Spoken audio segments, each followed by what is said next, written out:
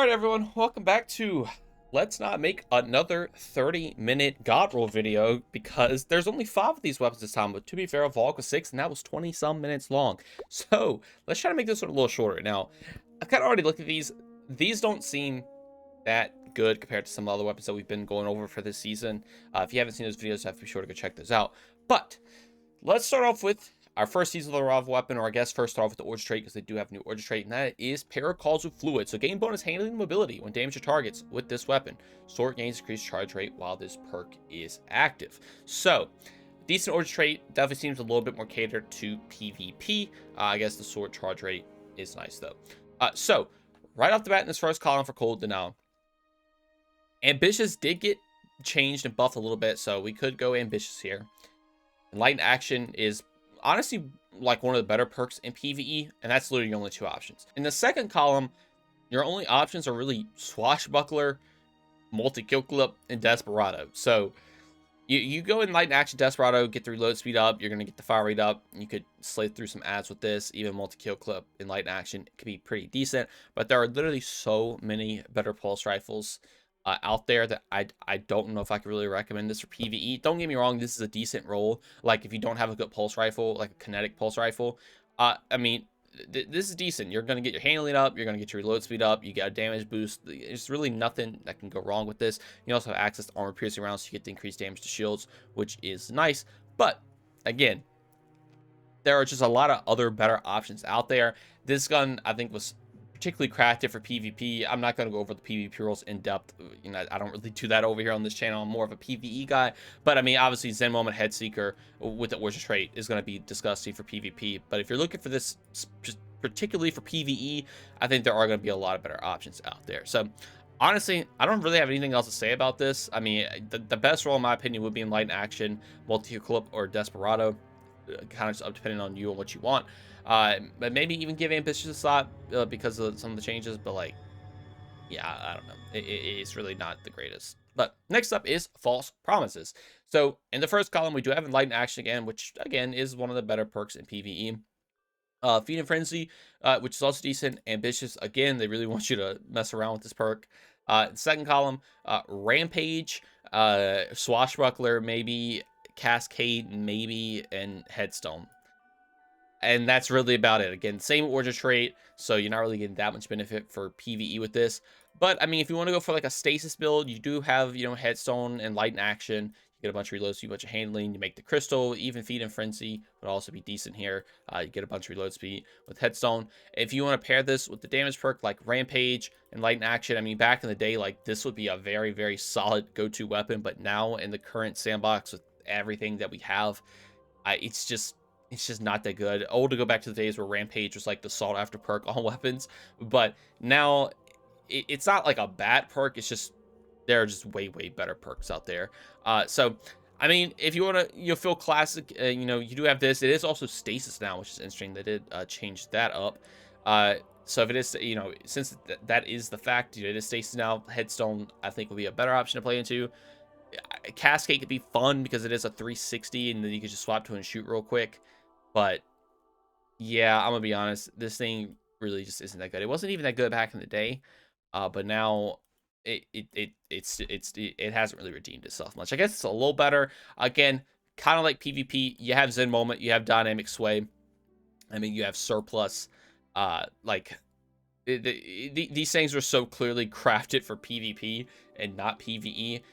So if you're a PvP player, you know, you're probably eating good. You know, Dynamic Sway, Zen Moment with this, I imagine it's probably decent.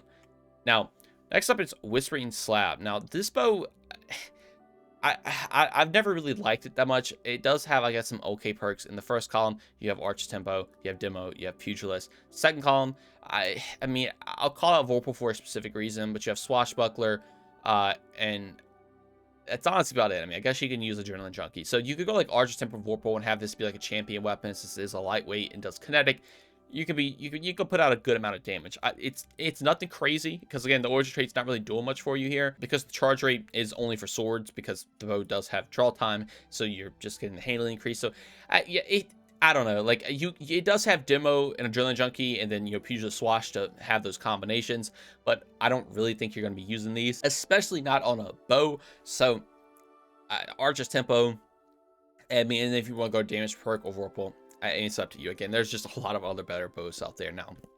But kind of like the other two, for PvP, you have Lone Wolf, which I know is very solid. Arch Tempo, Hipfire Grip, Gutshot Straight could be interesting. High Ground, I guess, could be interesting. So yeah, there's a lot of better perks in the opening shot. I mean, this is a pretty solid bow for PvP, and just kind of in PvE like all the other ones. Next up is Hollow Words, a precision frame arc fusion rifle.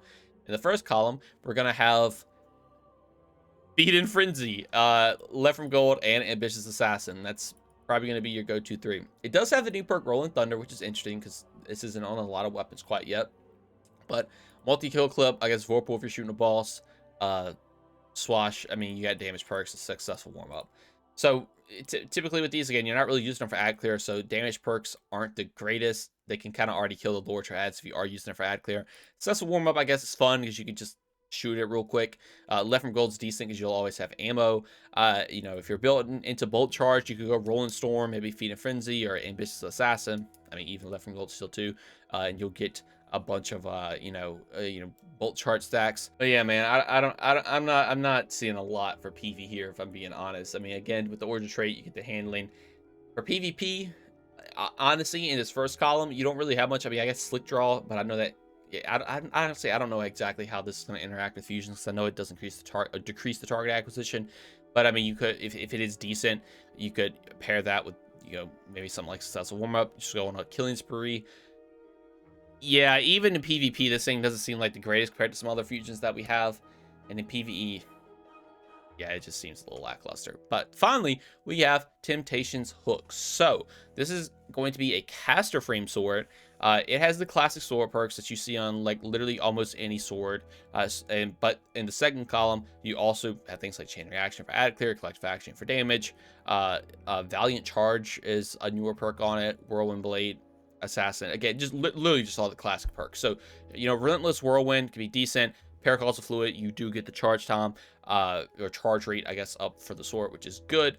If you want to go Duelist Trance to like really play into getting that charge rate up with the Paracalls of Fluid, you could probably just spam the caster frame around a lot. You can then pair that maybe with something like Chain Reaction. You could just have a ton of heavy attacks coming out, blowing everything up.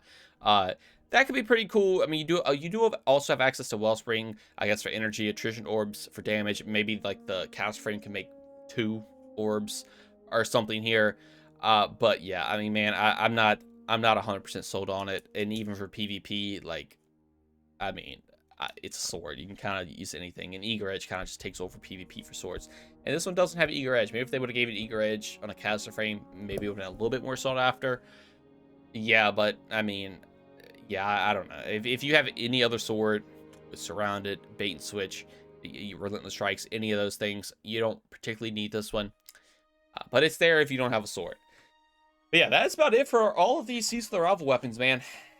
Honestly, I'm a little disappointed. Like, for PvP players, I mean, they're going to be good. Cold Denial is going to be good for it. False Promises seems decent if you like that archetype. Whispering Slab, again, if you like the archetype, seems decent. The other two, don't know so much about those. But I'm sure, you know, somebody will make something work with them. But right off the bat, they are just kind of especially compared to a lot of the other weapons that we get. But I guess they couldn't make these too sought after because they wanted people to actually go get the other weapons. But hey, good thing about that, though, is the fact that this video is actually only 10 minutes long at the recording time, which would be shorter probably once I edit it down. Probably not that much shorter instead of 20-30 minutes. So that is good. But other than that, though, the weapons, yeah, they're really not the greatest. I would definitely recommend checking out the other videos if you haven't to get some of those weapons. They're a lot better. But anyway, though, that's going to do it all for me. Let me know what you all think about these weapons in the comments below if you have anything you're specifically going to go for. But I want to thank you all so much for watching, and I hope you all have a great day. Peace.